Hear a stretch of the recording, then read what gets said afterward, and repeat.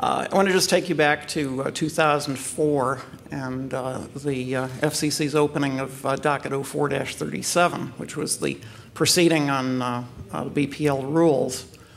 At the time of the rulemaking, they said they had some staff studies, and we said, well, gee, we'd like to comment on the staff studies.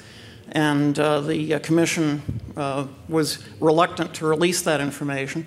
So at the time, we filed a Freedom of Information Act request, and they did release information, but they, as Joel said, redacted certain portions of it.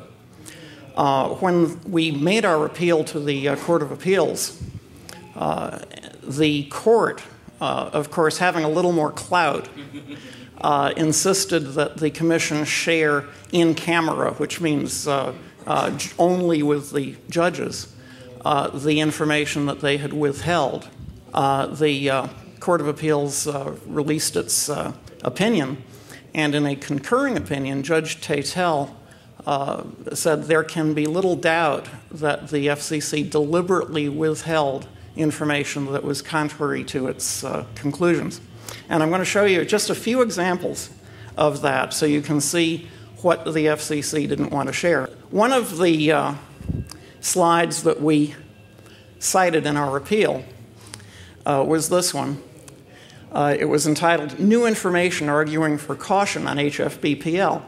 And what was released to the public on this subject was a blank piece of paper. Well, it turns out there was quite a bit of information there, and I'll blow this up for you so you can see it a little better. The first point was one that we argued all along, which was that the Part 15 rules that now exist were written and established limits that were appropriate for point sources. In other words, if you have a device, like this, that's just sitting in one place, it radiates, but it's all from one place. But if you connect that to a power line, the power line will radiate all along the line. Seems like a fairly simple concept. And in fact, in an interference case that was current at the time, there were phone jacks that you could plug into the power line if you wanted to have your telephone lines distributed around the house. It was a device called PhoneX, and they used a single analog channel. One of them happened to be on 3525 kilohertz, which turned out to be an expensive choice for them. They had to spend about $500,000 recalling those devices. But one of them also ended up on an aeronautical mobile frequency.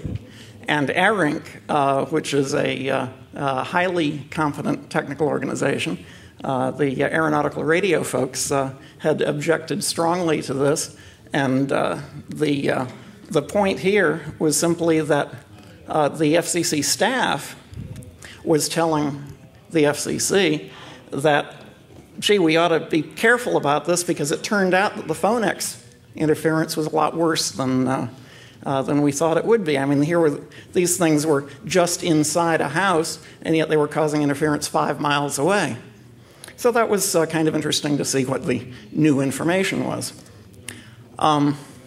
This was another interesting slide entitled Conclusions Regarding Access BPL, a blank page released to the public.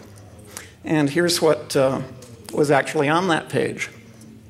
And I won't read this to you. You can obviously read it for yourself. But again, reinforcing the fact that BPL devices, or PLC, which is a alternate term for BPL, do not act as point sources.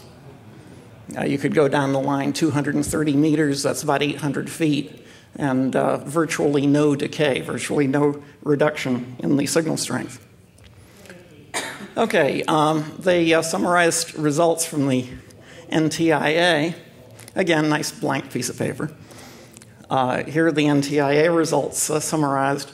This, again, is a report from FCC staff to the Commission.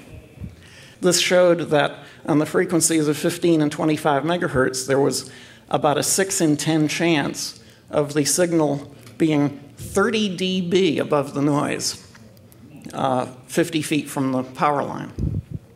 This is information the FCC had when they made their decisions. But they told us in in the report and order on this subject, well, we don't have to release this information because we didn't rely on it in our decision making. Well, true enough, they didn't.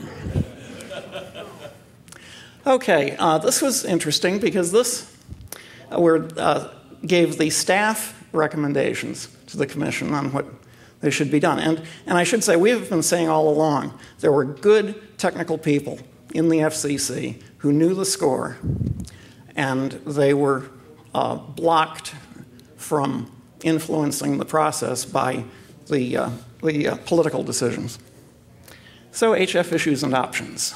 The first recommendation from staff was, well, one thing we could do is we could ban BPL on HF on overhead power lines. That would solve most of the problems. It would protect HF mobile. It would eliminate a risk of skywave interference from an accumulation of these devices.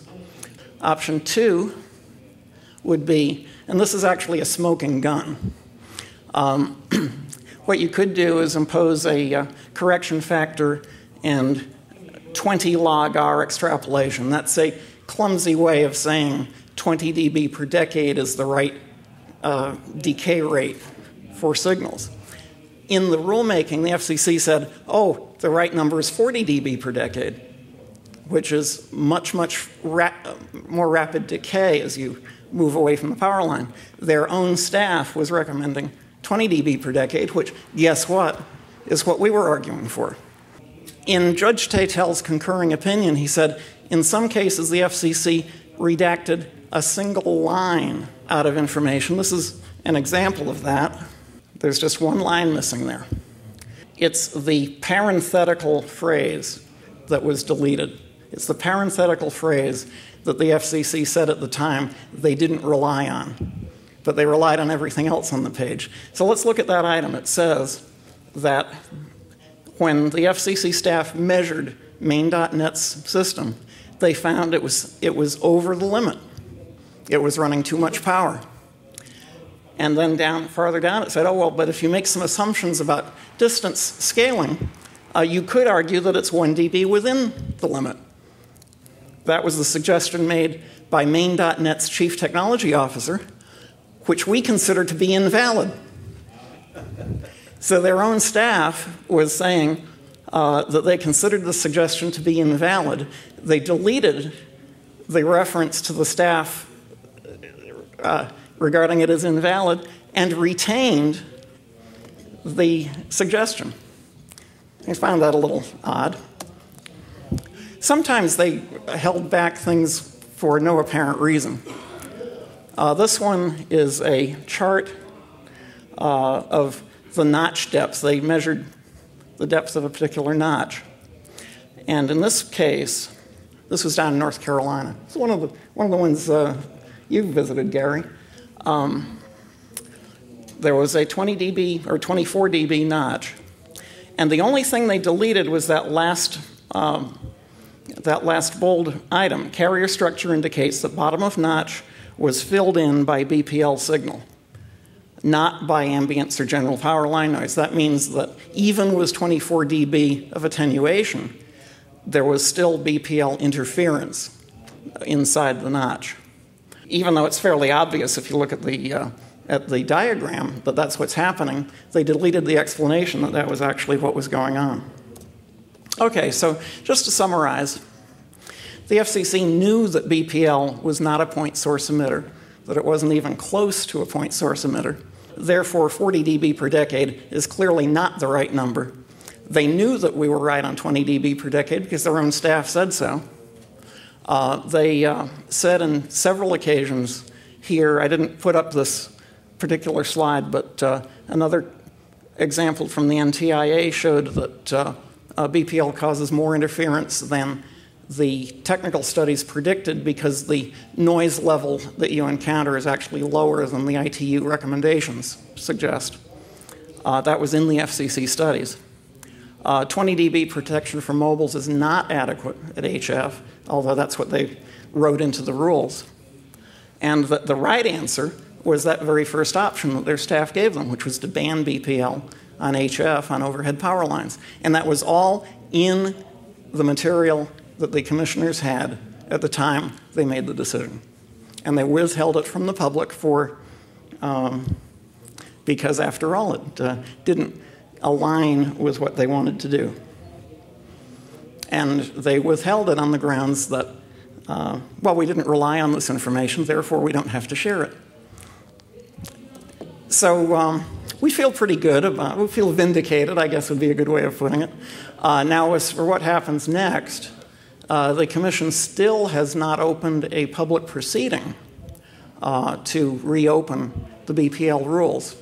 If they don't do that right quick, we're going to be back at court to get the judges to require them to do what the judges told them to do over a year ago. And we'll see how they take it from there.